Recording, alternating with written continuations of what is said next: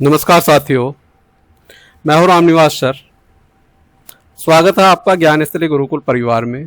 आज हम चर्चा करेंगे एक बहुत ही महत्वपूर्ण विषय, भारत में कृषि और कृषि सुधार। कृषि न केवल हमारी अर्थव्यवस्था की रीढ़ है, बल्कि यह भारत की संस्कृति और परंपरा का भी आधार है। साथियों, भारत का किसान सिर्फ अन्नदाता नहीं बल्कि जीवनदाता है। उसकी मजबूती ही राष्ट्र की समृद्धि है। आज हम इस टॉपिक में कवर करेंगे हरित क्रांति, खाद्य, कृषि यंत्र, सिंचाई। हरित क्रांति का भारत में कहां कहां प्रभाव रहा, किसान बीमा, किसान योजनाएं, इनसे संबंधित बहुविकल्पीय प्रश्न। आगे बढ़ते हैं इस टॉपिक में। भारत में हरित क्रांति का विस्तृत व्याख्या या विस्तृत परिचय क्या है? परिचय: हरित क्रांति का तात्पर्य कृषि क्षेत्र में ऐसी वैज्ञानिक एवं तकनीकी कृषि से है या तकनीकी क्रांति से है जिससे खाद्यान्न उत्पादन में भारी वृद्धि हुई। यह कृषि की पारंपरिक विधियों को आधुनिक विज्ञान आधारित विधियों से बदलने की प्रक्रिया थी। भारत में यह क्रांति 1960 के दशक के मध्य में शुरू हुई। इसे खाद्य सुरक्षा की समस्या में बड़ी मदद मिली। साथ ही ये उस समय की बात है जब देश के प्रथम प्रधानमंत्री पंडित जवाहरलाल नेहरू थे और उस समय खाने पीने की चीजों की बहुत ज्यादा समस्या थी। भारत खाद्य व्यवस्था में आत्मनिर्भर नहीं था। भारत में हरित क्रांति का प्रभाव, आगे बढ़ते हैं इसी टॉपिक की तरफ। भारत में हरित क्रांति की शुरुआत 1960 के दशक में पंजाब, हरियाणा, पश्चिमी उत्तर प्रदेश में हुई। कहने का मतलब यह है कि हरित क्रांति का जो प्रभाव देखने को मिला वो भारत में पंजाब, हरियाणा और उत्तर प्रदेश में सबसे ज्यादा देखने को मिला। इसके पीछे मुख्य कारण था खाद्यान्न उत्पादन में कमी, बढ़ती जनसंख्या और देश में खाद्य सुरक्षा आवश्यकता। हरित क्रांति के क्या क्या कारण रहे हैं, एक नजर इस पे भी मारते हैं। हरित क्रांति के क्या क्या कारण रहे हैं, एक नजर मारते हैं इस पर भी। देखो साथियों, भारत में हरित क्रांति की शुरुआत 1960 के दशक में पंजाब, हरियाणा, पश्चिमी उत्तर प्रदेश में हुई। ये हमने पढ़ लिया। हरित क्रांति के कारण क्या रहे? देश में खाद्यान्न की कमी और भुखमरी का खतरा, बढ़ती जनसंख्या के सामने खाद्यान्न उत्पादन बढ़ाने की आवश्यकता, सरकार का कृषि उत्पादन बढ़ाने के लिए समर्थन, ये सारी चीजें कारण रही। आगे बढ़ते हैं इसी क्रम में। भारत में हरित क्रांति के क्या प्रभाव रहे? सकारात्मक प्रभाव, ये सारे आपके सकारात्मक प्रभाव रहे। खाद्यान्न उत्पादन में उल्लेखनीय वृद्धि, आत्मनिर्भर बन गया और अनाज आयात पर निर्भरता कम हुई। पंजाब, हरियाणा, उत्तर प्रदेश में कृषि समृद्धि आई, किसानों की आमदनी बढ़ी, रोजगार के अवसर बढ़े, खासकर कृषि आधारित उद्योगों। अब हरित क्रांति से संबंधित बहुविकल्पीय प्रश्नों में जो भी आपके आंसर चाहिए या जो भी आपके क्वेश्चन हैं, उन सभी क्वेश्चनों का आंसर आपको अब मिलता चला जाएगा। भारत में हरित क्रांति की शुरुआत कब शुरू हुई? तो साथियों, ये आपके 1960 के दशक में मानी जाती है। आगे बढ़ते हैं इसी क्रम में। साथियों, बहुविकल्पीय प्रश्नों में मैंने व्याख्या दी है। इस व्याख्या के अंतर्गत आपको कई सवालों के जवाब मिल जाएंगे। प्रत्येक प्रश्न की व्याख्या आप स्वयं पढ़ते चलें। यदि मैं व्याख्या को पढ़ता हूं तो वीडियो हमारी बहुत ज्यादा लंबी हो जाएगी, इसलिए हमारा प्रयास ये रहेगा कि कम से कम समय में हम ज्यादा से ज्यादा कंटेंट को कवर करते चलें। आगे बढ़ते हैं प्रश्न नंबर 2 की तरफ। प्रश्न नंबर 2, हरित क्रांति के दौरान सबसे प्रमुख उच्च उपजाऊ फसल कौन सी रही? अच्छा प्रश्न है। देखियो, सबसे ज्यादा खाद्य समस्या भारत में गेहूं की थी, तो सबसे ज्यादा इसी पर ध्यान दिया, ये थी आपकी गेहूं। आगे अगला प्रश्न, भारत में हरित क्रांति का नेतृत्व किस वैज्ञानिक ने किया? देखो, ये वेरी वेरी मोस्ट इंपॉर्टेंट है। भारत में हरित क्रांति का जो शुरुआत किया था वो डॉक्टर एम स्वामीनाथन ने किया था भारत में, और अमेरिका में जो किया था वो डॉक्टर वर्गीस कुरियन ने किया था। अमेरिका से इसकी शुरुआत मानी जाती है। भारत में 1960 के दशक में शुरू हुई है। आगे इस पे और ज्यादा विस्तार से बात करेंगे।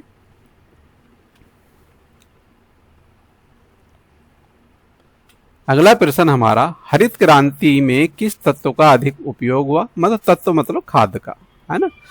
तो यहां सबसे ज्यादा ध्यान दिया गया रासायनिक खाद का। ठीक है साथियों, आगे बढ़ते हैं।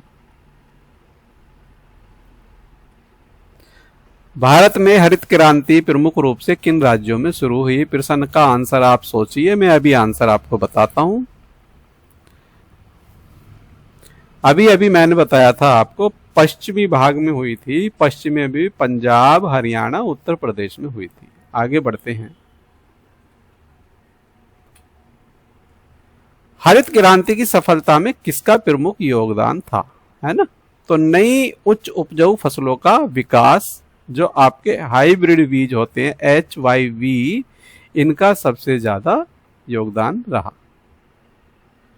आगे बढ़ते हैं। हरित क्रांति के लिए सबसे महत्वपूर्ण सिंचाई स्रोत कौन सा था? साथियों, उस समय नहर से, तालाबों से, इनसे सिंचाई होती थी हरित क्रांति से पहले। लेकिन हरित क्रांति आने के बाद जहां नहर, तालाब वगैरह नहीं थे, उसके लिए सबसे महत्वपूर्ण जो रहा वो ट्यूबवेल और नहरों का रहा। आगे बढ़ते हैं। प्रश्न नंबर 8। प्रश्न नंबर 8 पढ़िए, मैं आंसर आपको बताता हूं। प्रश्न नंबर 8 में साथियों ऑप्शन आपका बी सबसे सही है। इस समय ट्रैक्टर, हार्वेस्टर आदि का यूज होने लगा। पहले परंपरागत कृषि होती थी जो हल के द्वारा होती थी। हल से अब हम ट्रैक्टर और हार्वेस्टर पे आ गए। यह आपका ऑप्शन बी सबसे अच्छा आंसर। प्रश्न नंबर 11, भारत में हरित क्रांति की शुरुआत के बाद भारत में किस वस्तु का आयात कम किया गया? तो ये आपका अनाज का आयात ही कम किया गया। भारत अनाज के क्षेत्र में आत्मनिर्भर बनता जा रहा था। आगे बढ़ते हैं अगले प्रश्न की तरफ। आंसर आप बताइए जल्दी सोचकर। आंसर आप बताइए जल्दी सोचकर।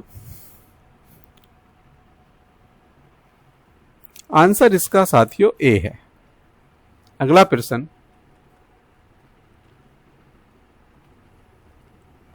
अगला प्रश्न, प्रश्न नंबर 13। साथियों इसका आंसर है गेहूं और चावल। काम बहुत ज्यादा है साथियों, इसलिए टॉपिक को थोड़ा जल्दी कवर करने की कोशिश कर रहे हैं ताकि वीडियो ज्यादा लंबी ना हो। जो चीज आपको पसंद आ रही है आप उसको नोट करते चलिए। यूपीएसआई में यहां से 1 या 2 क्वेश्चन लगने वाले हैं। एक क्वेश्चन पक्का है, जिसने इस वीडियो को देख लिया एक क्वेश्चन अपना पक्का मानकर चले। प्रश्न नंबर 14। प्रश्न नंबर 14 का है बी, HYV बीजों का विकास। साथियों यदि आपको हमारी यह वीडियो अच्छी लग रही है तो इसे लाइक, शेयर और सब्सक्राइब करना ना भूलें। आपका एक लाइक हमें अगली वीडियो बनाने के लिए मोटिवेट करता है, प्रेरित करता है। आगे बढ़ते हैं इसी क्रम में। प्रश्न नंबर 15।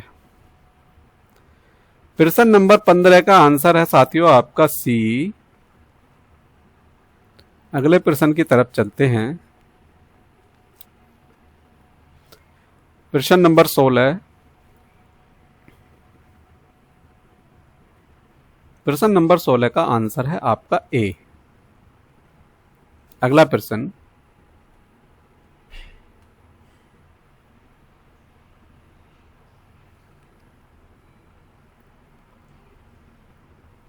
आपका सबसे बढ़िया ऑप्शन है बी।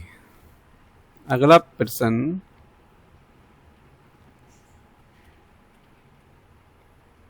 प्रश्न नंबर 18। साथियों हमारी जितनी वीडियो आएंगी सभी इसी तरह की आएंगी। पहले आपको थोड़ी थ्योरी होगी, थोड़ी थ्योरी में मैं आपको थोड़ा समझाऊंगा, उसके बाद बहुविकल्प पे प्रश्न होंगे। सारी वीडियो आपकी इसी तरह की आने वाली है। यूपीएसआई में जितने भी आपके क्वेश्चन हैं, मेरा प्रयास ये है कि मेरी जितनी भी पीडीएफ के द्वारा वीडियो बनाई गई हैं उनमें सारे कवर हो जाएं, कहीं से कुछ न छूटे। और आगे आने वाली जितनी भी वीडियो होंगी वो शायद आपने नहीं पढ़ी होंगी, वो सारे टॉपिक आपसे अभी तक बचे हुए होंगे।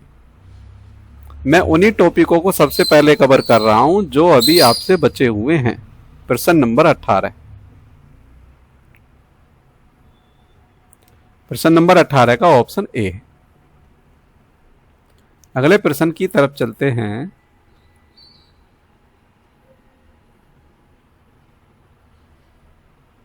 अगला प्रश्न हमारा निकल गया, सब्सिडी और तकनीकी था। प्रश्न को पढ़ लेते हैं एक बार। प्रश्न क्या कह रहा है?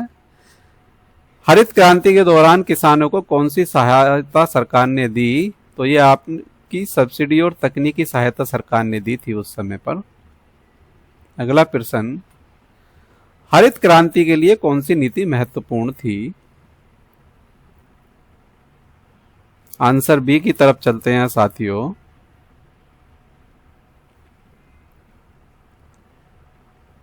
क्वेश्चन नंबर 20 की तरफ चलते हैं। आंसर है इसका बी। अगला प्रश्न आपके सामने,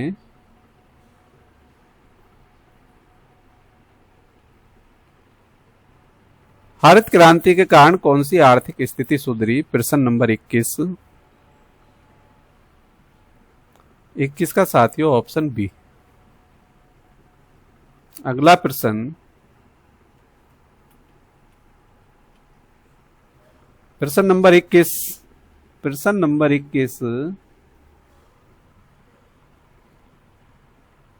प्रश्न नंबर 22 अगला, 21 हमारा हो गया। 22 का आंसर, 22 का आंसर है दोस्तों सी। मध्यम और बड़े किसान सबसे अधिक प्रभावित हुए। प्रभावित का मतलब सबसे ज्यादा लाभ इन्हीं को मिला, छोटे किसानों को इतना लाभ नहीं मिला। आगे बढ़ते हैं।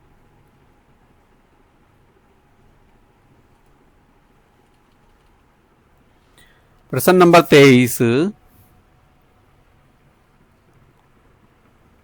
ऑप्शन आपका डी। आगे बढ़ते हैं अगले प्रश्न की तरफ।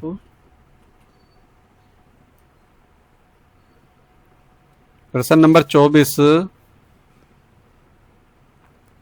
प्रश्न नंबर 24 में साथियों सभी विकल्प सही हैं। अगला प्रश्न,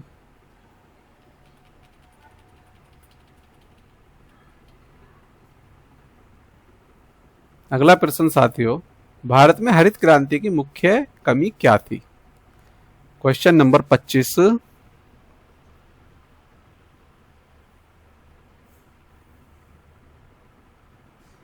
ये सबसे बेस्ट आंसर है। यह कुछ राज्यों तक ही सीमित रहा। भारत में यदि कोई योजना लागू होती है तो उसको लागू होने में ही कम से कम 5-6 साल लग जाते हैं। तो तब तक हमारी दूसरी योजना आ गई, दूसरी पंचवर्षीय योजना। आगे,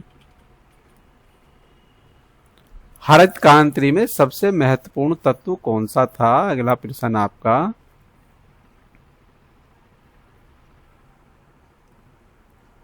ये आपका सबसे अगला प्रश्न,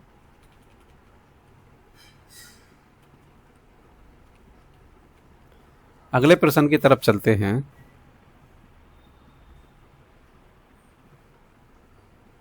सबसे ज्यादा गेहूं और धान।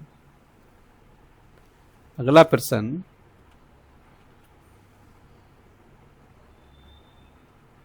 प्रश्न नंबर 3। प्रश्न नंबर 3 का आंसर है साथियों बी। अगला प्रश्न, साथियों प्रश्न आप पढ़ते रहें, मैं आपको आंसर देता रहूंगा। आपका आंसर की व्याख्या आपके सामने आएगी। वीडियो रोक रोक के आप इसको देख सकते हैं। अगले क्वेश्चन की तरफ बढ़ रहे हैं। प्रश्न नंबर 4।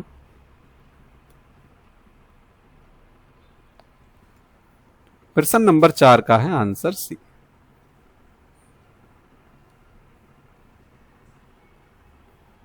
अगले प्रश्न की तरफ चलते हैं। प्रश्न नंबर 5। प्रश्न नंबर 5 का बी।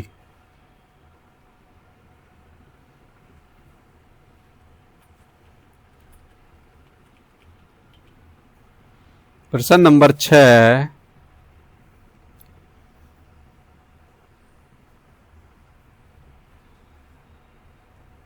ऑप्शन बी है आपका।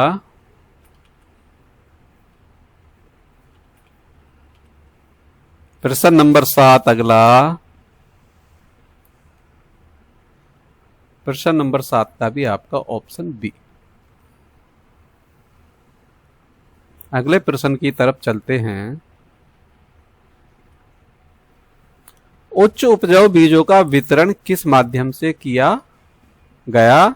तो आपका प्रश्न नंबर 8 का आंसर है ऑप्शन नंबर बी। आगे अगला प्रश्न।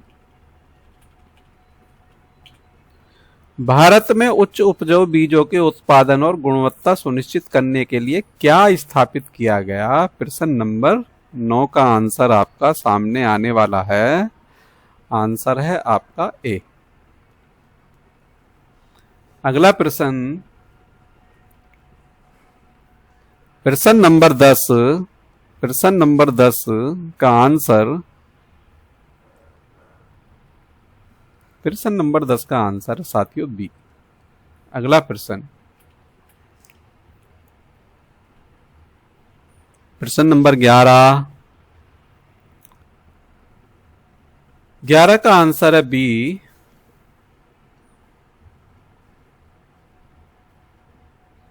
अगला प्रश्न।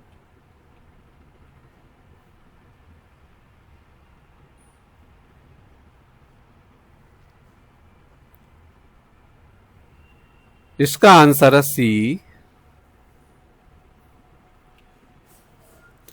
प्रश्न का आंसर आपके सामने आ गया। भारत में उपजाऊ बीजों का उत्पादन किसके सहयोग से हुआ? विदेशी सहायता और अंतर्राष्ट्रीय संस्थानों के सहयोग से हुआ। साथियों आगे बढ़ते हैं अगले प्रश्न की तरफ। 14।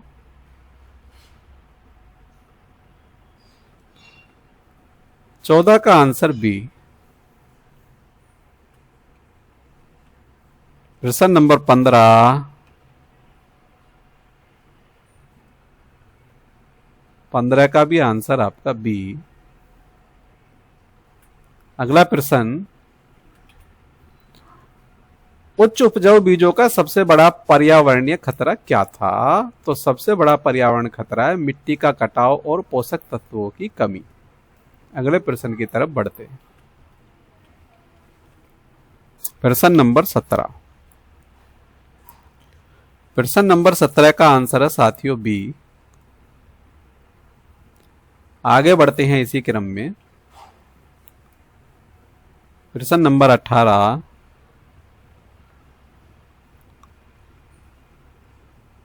ऑप्शन आपका बी। अगला प्रश्न।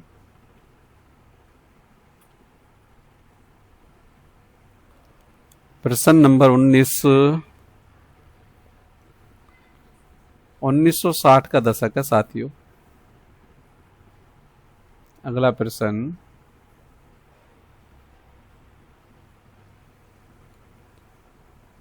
आंसर आपका बी।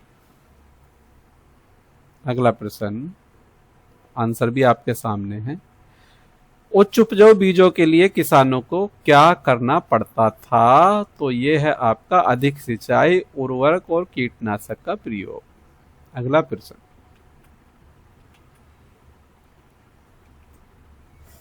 प्रश्न नंबर 22। 22 का ऑप्शन ए है साथियों। प्रश्न नंबर 23। 23 का ऑप्शन बी है स्टूडेंट्स। प्रिय अभ्यर्थियों, वीडियो को लास्ट तक देखें। बहुत ज्ञानवर्धक वीडियो है, बनाने में बहुत मेहनत लगती है। प्रश्न नंबर 24। प्रश्न नंबर 24 का है बी। अगला प्रश्न। प्रश्न नंबर 25। 25 का भी आपका ऑप्शन बी है। आगे बढ़ते हैं अगले प्रश्न की तरफ। भारत में हरित क्रांति के बाद की भूमिका क्या रही है? अब इस पर प्रश्न आएंगे। जैसे हरित क्रांति के दौरान भारत में रासायनिक खाद्यों के उपयोग में वृद्धि का प्रमुख कारण क्या था? तो यह था उच्च उत्पादक किस्मों का उपयोग। अगला प्रश्न इसी से संबंधित।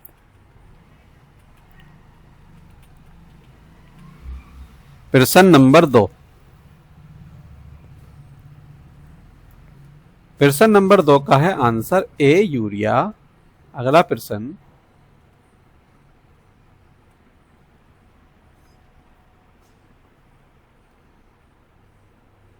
प्रश्न नंबर 3 पढ़िए आप जरा। Option B. अगला प्रश्न,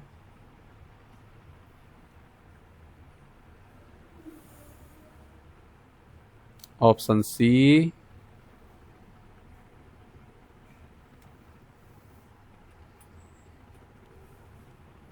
अगला प्रश्न आपके सामने,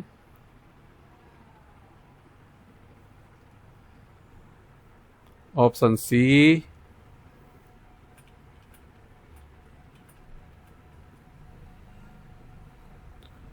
प्रश्न नंबर 6 1966। अगला प्रश्न,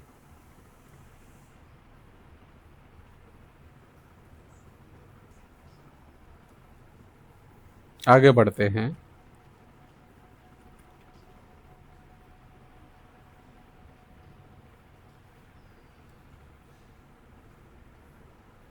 ये है आपका ऑप्शन बी।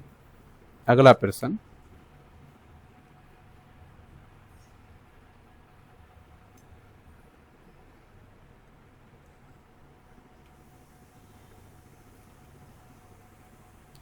अगला प्रश्न आपके सामने,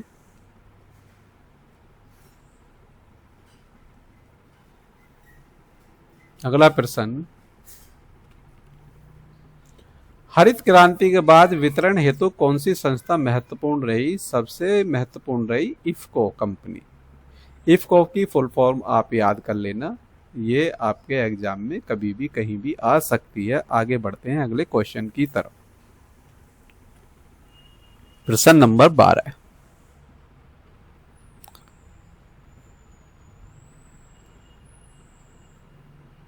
आंसर आपका बी। अगला प्रश्न, यूरिया में औसतन कितने प्रतिशत नाइट्रोजन होता है? वेरी वेरी मोस्ट इंपोर्टेंट, 46% होता है साथियों। आगे बढ़ते हैं।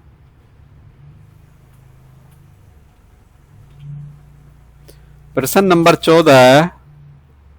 प्रश्न नंबर 14। प्रश्न नंबर 14 का है ऑप्शन डी। डीएपी का पूरा नाम आप नोट कर लेना, ये भी बहुत जरूरी हो सकता है। आगे अगला प्रश्न,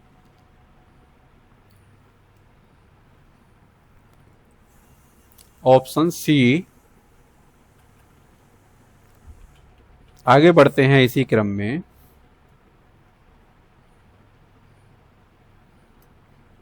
ऑप्शन ए। जलोढ़ मिट्टी साथियों नदियों के किनारे की आसपास की होती है। आगे प्रश्न नंबर 17 का आंसर आपके सामने आ गया। नाइट्रोजन आधारित खाद का पौधों पर क्या प्रभाव पड़ा? हरी पत्तियों की वृद्धि हुई।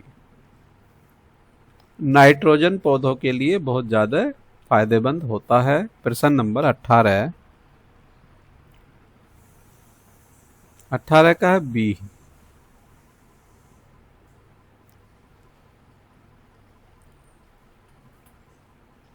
प्रश्न नंबर 19।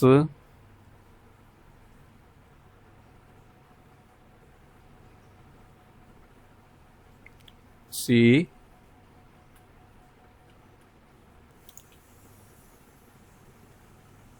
प्रश्न नंबर 20। 20 का है साथियों बी। आगे बढ़ते हैं इसी क्रम में। प्रश्न नंबर 21। 21 का सी। आगे बढ़ते हैं। भारत में खाद्य के अनुसंधान और विकास के लिए कौन सा संस्थान कार्य करता है? ये करता है ICAR, और ICAR की फुल फॉर्म आपकी ये लिखी हुई है, इसे नोट डाउन कर सकते हैं।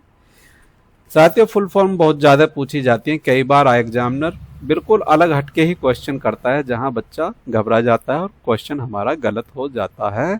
क्वेश्चन नंबर 22 हमारा हो गया। अगला क्वेश्चन नंबर 23, मृदा स्वास्थ्य कार्ड योजना। अगला प्रश्न 24 का साथियों ये है ऑप्शन सी, ए और बी दोनों। अगला प्रश्न नंबर 25 में साथियों बी। अगला प्रश्न, अगला टॉपिक आ गया साथियों, अब देखो हरित क्रांति में सिंचाई, सिंचाई क्या रही, सिंचाई के ऊपर भी बहुविकल्पीय प्रश्न बनाए गए हैं। हरित क्रांति के दौरान सिंचाई के लिए सबसे अधिक किस संसाधन का प्रयोग किया गया? तो सबसे ज्यादा ट्यूबवेल का प्रयोग किया गया। आगे अगला प्रश्न नंबर 2 इसी से संबंधित, ऑप्शन आपका बी। आगे चलते हैं इसी क्रम में, प्रश्न नंबर 3, प्रश्न नंबर 3 का साथियों सी। आगे बढ़ते हैं, प्रश्न नंबर 4,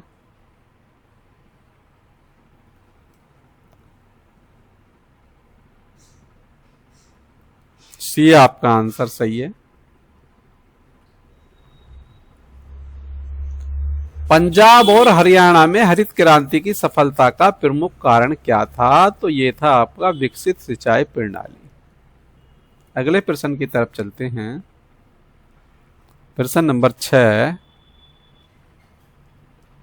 प्रश्न नंबर 6 का आंसर है साथियों जल। क्यों पढ़ा, इसकी व्याख्या आप वीडियो रोक के पढ़ सकते हैं।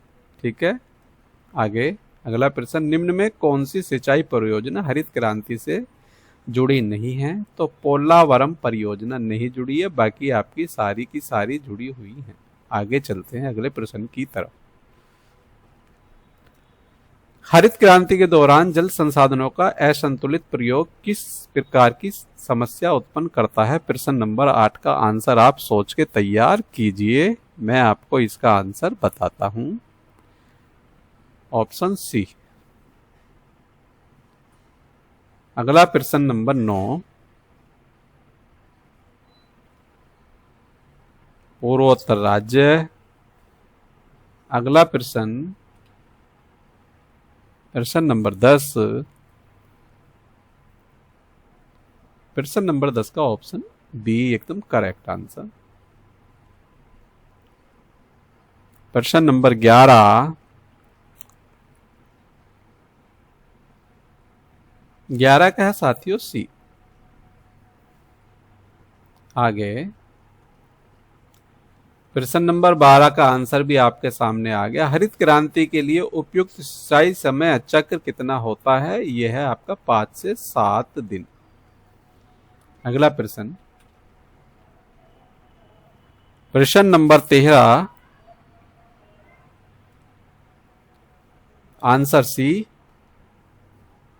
अगला प्रश्न,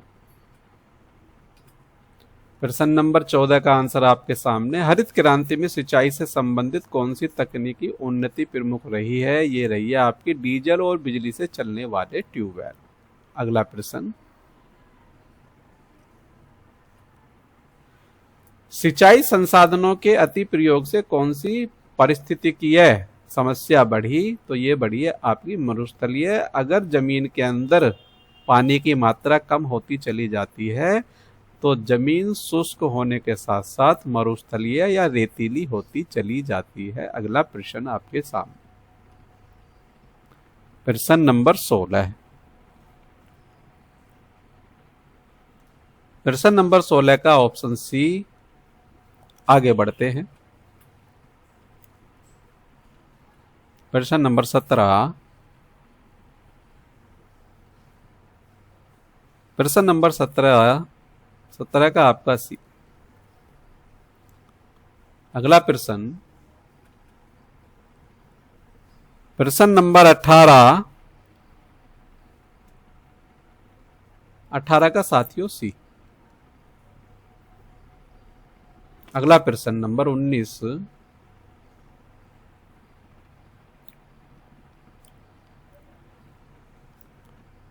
19 का डी है साथियों। अगला प्रश्न,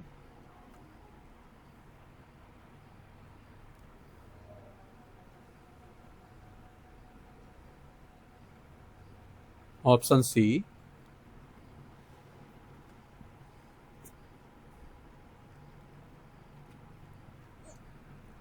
प्रश्न नंबर 21, ऑप्शन सी। प्रश्न नंबर 22 का आपका option C.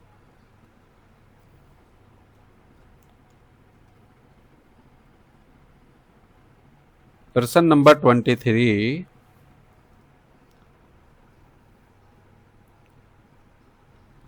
Option B correct answer है साथियों। और नाबार्ड की आप फुल फॉर्म लिख लेना, ये वेरी वेरी मोस्ट इंपॉर्टेंट। आगे चलते हैं अगले प्रश्न की तरफ। प्रश्न नंबर 24 दिखा रहा है ये। प्रश्न नंबर 24, चलो ऑप्शन सी करेक्ट आंसर। प्रश्न नंबर 25,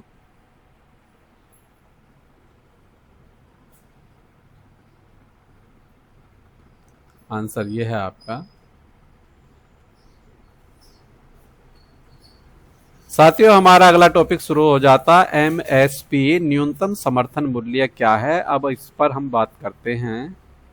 ठीक है साथियों, बढ़ते हैं इसी क्रम में अपने टॉपिक की तरफ। न्यूनतम समर्थन मूल्य क्या है एमएसपी। साथियों न्यूनतम समर्थन मूल्य मिनिमम सपोर्ट प्राइस एमएसपी एक ऐसा मूल्य है जिस पर सरकार किसानों से उनकी उपज की खरीद सुनिश्चित करती है, भले ही बाजार में उस फसल की कीमत कम क्यों न हो। यह मूल्य भारत सरकार द्वारा घोषित किया जाता है ताकि किसानों को कृषि उत्पादों के न्यूनतम लाभकारी मूल्य की गारंटी मिल सके। ठीक है साथियों, भले ही बाजार में गेहूं की कीमत 15 रुपए किलो हो, लेकिन सरकार उसको 25 रुपए किलो लेने की गारंटी लेती है। ये है एमएसपी सीधे साधे शब्दों में। आगे बढ़ते हैं इसी टॉपिक की तरफ। एमएसपी के उद्देश्य किसानों को आर्थिक सुरक्षा प्रदान करना, उत्पादन को प्रोत्साहन देना, मूल्य में स्थिरता लाना। आगे इसी में खाद्य सुरक्षा बनाए रखना। एमएसपी की सिफारिश कौन करता है। कृषि लागत एवं मूल्य उद्योग CACP, इसकी फुल फॉर्म भी आप लिख लेना, आपके आगे काम आ सकती है। आगे अंतिम निर्णय केंद्र सरकार cabinet committee on economic affair द्वारा लिया जाता है। कितनी फसलों के लिए एमएसपी घोषित होता है। 2025 तक भारत सरकार कुल 23 फसलों के लिए एमएसपी घोषित करती है। 23 फसलों में 7 अनाज हैं, 5 दालें हैं, 7 तिलहन हैं और 4 अन्य फसलें हैं। आगे बढ़ते हैं। एमएसपी तय करने के प्रमुख मानदंड क्या हैं। कृषि लागत, फसल के लिए किया गया श्रम एवं पूंजी निवेश, बाजार मूल्य और मांग, कृषकों का लाभ, फसल की अंतर्राष्ट्रीय कीमतें, उपभोक्ता और उत्पादक दोनों का हित। एमएसपी और स्वामीनाथन आयोग की सिफारिशें। स्वामीनाथन आयोग ने सुझाव दिया कि एमएसपी को C2 लागत प्लस 50% लाभ के आधार पर तय किया जाए। वर्तमान में सरकार मुख्यतः A2 प्लस FL लागत प्लस लाभ के आधार पर एमएसपी तय निर्धारित करती है। आगे बढ़ते हैं। इससे संबंधित बहुविकल्पीय प्रश्न का आंसर आपके सामने है। जैसे न्यूनतम समर्थन मूल्य एमएसपी किस संस्था की सिफारिश पर तय किया जाता है। ऑप्शन आपका बी है ये आपका CACP की सिफारिश पर लागू किया जाता है। अगला प्रश्न का आंसर आपके सामने, प्रश्न आपके सामने, आंसर आप बताएंगे।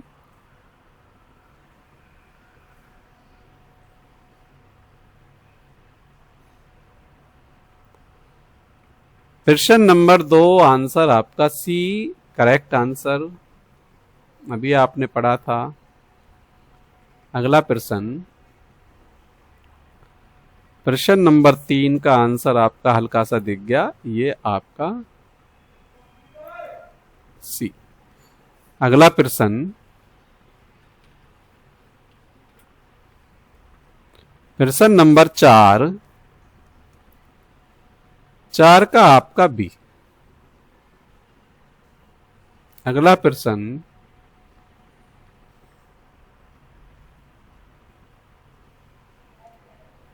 5 का आपका आंसर सी। अगला प्रश्न, प्रश्न नंबर 6,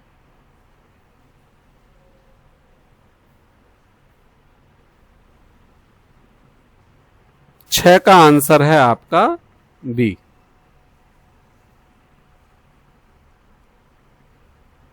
छह का आंसर है आपका बी।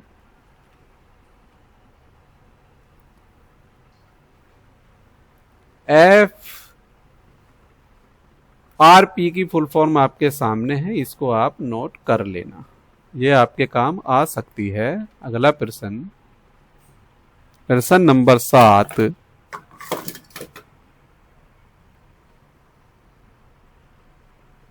प्रश्न नंबर 7 का साथियों आंसर है सी। अगला प्रश्न आपके सामने,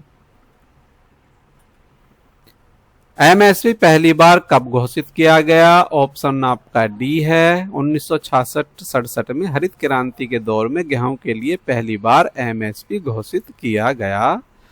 अगला प्रश्न आपके सामने, प्रश्न नंबर 9, प्रश्न नंबर 9 का आंसर डी। अगला प्रश्न आपके सामने, MSP नीति का मुख्य उद्देश्य क्या है? ऑप्शन आपका सी है, न्यूनतम लाभ देना। आगे प्रश्न नंबर 11, 11 का आंसर है आपका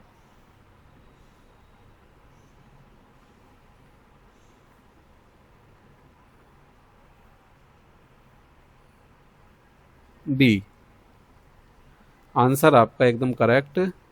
अगला प्रश्न, प्रश्न नंबर 12, आंसर आपका सी। अगला प्रश्न नंबर 13, 13 का आंसर है साथियों आपका डी। अगला प्रश्न, प्रश्न नंबर 14, 14 का आंसर बी है साथियों। आगे बढ़ते हैं इसी क्रम में, किन संस्था के माध्यम से केंद्र सरकार सार्वजनिक वितरण प्रणाली PDS के लिए MSP पर फसलें देती है? ऑप्शन आपका बी, FCI।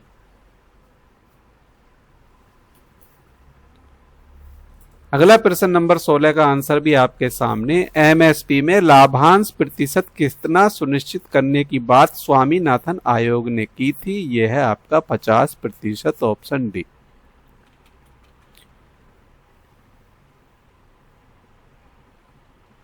अगला प्रश्न नंबर 17 आपके सामने, आंसर की तरफ बढ़ते हैं। प्रश्न नंबर 17, आंसर आपका सी। अगला प्रश्न, प्रश्न नंबर 18, यह आपका आंसर बी। अगला प्रश्न,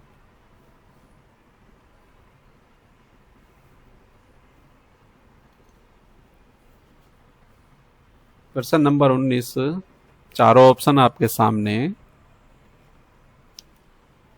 19 का बी है साथियों। अगला प्रश्न,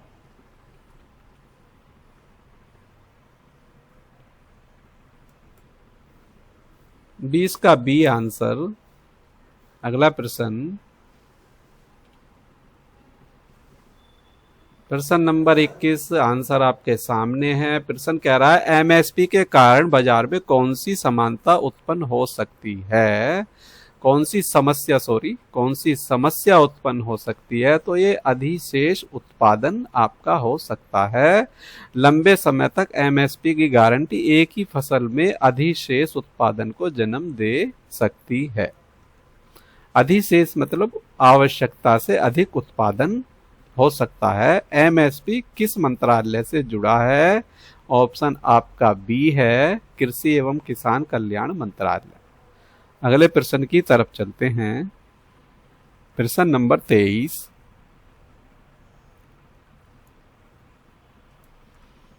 का साथियों आपका आंसर बी। अगला प्रश्न, प्रश्न नंबर 24। प्रश्न नंबर 24 का ऑप्शन आपका डी। अगला प्रश्न, एमएसपी नीति में सुधार हेतु कौन सी सिफारिशें प्रासंगिक मानी जाती हैं? ऑप्शन आपका बी है, एमएसपी सभी फसलों के लिए कानूनी गारंटी देता है। आगे बढ़ते हैं। किसान बीमा क्या है? परिभाषा, किसान बीमा फार्मर इंश्योरेंस का तात्पर्य उन सरकारी या निजी योजनाओं से है जिनका उद्देश्य किसानों को फसलों की हानि, प्राकृतिक आपदाओं, कीट प्रकोप, सूखा, अतिवृष्टि मतलब बहुत ज्यादा वर्षा, बाजार मूल्य में गिरावट अथवा मृत्यु, दुर्घटना जैसी परिस्थितियों में आर्थिक सुरक्षा प्रदान करना है। उद्देश्य क्या है इसका? उद्देश्य देख पे एक नजर मारते हैं।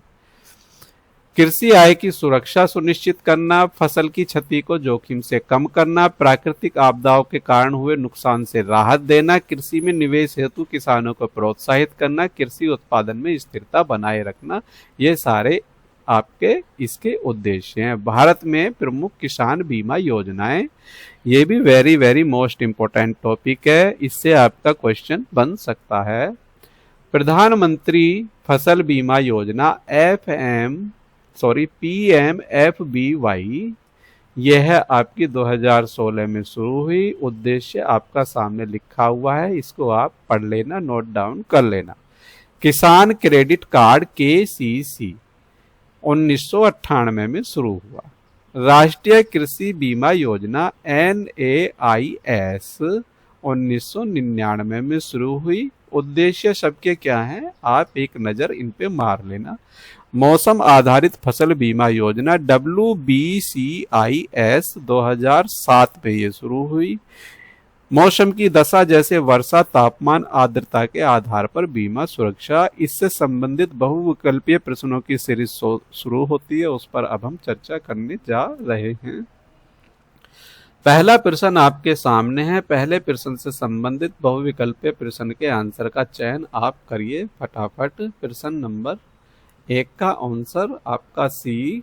अगला वीडियो आगे बढ़ते हैं हम। प्रश्न नंबर 2। प्रश्न नंबर 2 का आंसर आपका सी। अगला प्रश्न, अगला प्रश्न आपके सामने।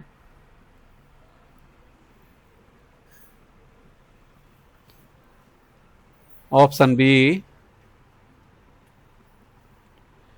व्याख्या एक बार पढ़ लोगे तो साथियों आपको फायदा रहेगा, चीजें आसानी से समझ में आ जाएंगी। प्रश्न नंबर 4।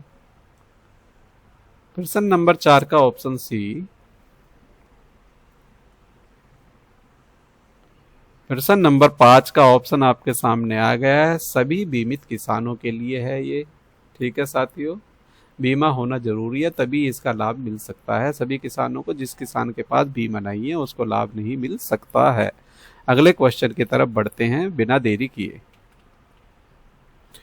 हमारा टॉपिक पूरा होने वाला है। हमारे टॉपिक का जो उद्देश्य है वो आपको शायद प्राप्त हो गया होगा। मैं समझता हूँ यहाँ से आपको बहुत सारी चीजों की नॉलेज मिली होगी। प्रश्न नंबर 6 का आंसर की तरफ बढ़ते हैं।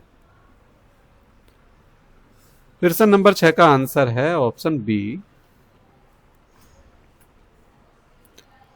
प्रश्न नंबर 7। प्रश्न नंबर 7। प्रश्न नंबर 7। आंसर आपका सी। प्रश्न नंबर 8,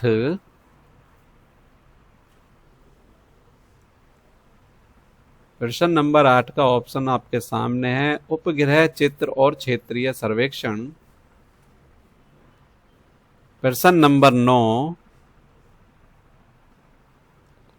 प्रश्न नंबर 9 का आंसर सी है आपके सामने। अगला प्रश्न, प्रश्न नंबर 10 पढ़िए जरा। फसल बीमा योजनाओं में weather based crop insurance scheme WBCIS का प्रमुख उद्देश्य क्या है? इसकी फुल फॉर्म आप नोट कर लेना। प्रश्न नंबर 10 का आंसर आपके सामने है, यह है आपका बी। अगला प्रश्न, प्रश्न नंबर 11, प्रश्न नंबर 11 का ऑप्शन सी। प्रश्न नंबर 12 का ऑप्शन भी आपके सामने आ गया है। प्रश्न मैं पढ़ता हूं। प्रधानमंत्री फसल बीमा योजना का संचालन कौन करता है? तो कृषि और किसान कल्याण मंत्रालय करता है। आगे चलते हैं अगले प्रश्न की तरफ। पीएम फसल बीमा योजना में खरीफ फसलों के लिए किसानों को अधिकतम प्रीमियम कितना प्रदान किया जाता है? तो ये आपका 2% है। अगले प्रश्न की तरफ चलते हैं। प्रधानमंत्री फसल बीमा योजना कब शुरू की गई? ये आपकी 2016 में 13 जनवरी 2016 से शुरू की गई। 1 अप्रैल 2016 से इसे लागू किया गया। अगले प्रश्न की तरफ चलते हैं। प्रश्न नंबर 15, आंसर सोचिए क्या हो सकता है। प्रश्न नंबर 15 का है साथियों सी। आगे बढ़ते हैं इसी क्रम में।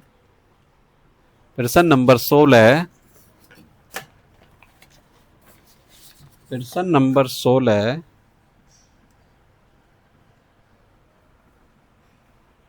16 का आंसर, 16 का आंसर है साथियों ए। अगला प्रश्न आपके सामने। प्रश्न नंबर 17,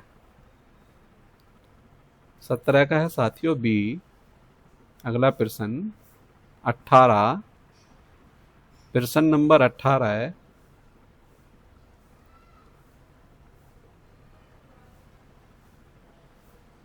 अठारह का है ऑप्शन आपका साथियों बी, ऑप्शन बी।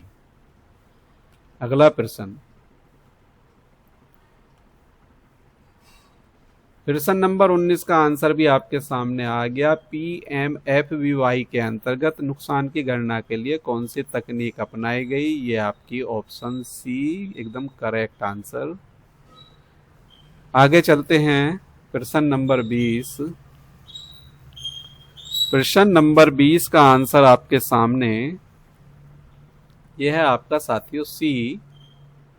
अगला प्रश्न, प्रश्न नंबर 21 का आंसर थोड़ा सा दिख रहा है, ये आपका ऑप्शन सी है। किसान क्रेडिट कार्ड पर बीमा कवर किस योजना से जुड़ा है? तो ये है आपका ऑप्शन सी। ऑप्शन सी की फुल फॉर्म आप याद रख लेना, PAIS से है ये। PAIS की full form personal accident insurance scheme, इसकी फुल फॉर्म आप याद कर लेना। आगे चलते हैं अगले प्रश्न की तरफ। प्रश्न नंबर 22,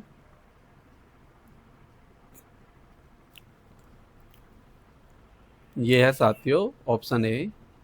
अगला प्रश्न, प्रश्न नंबर 23, ऑप्शन डी। अगला प्रश्न, अगला प्रश्न नंबर 24,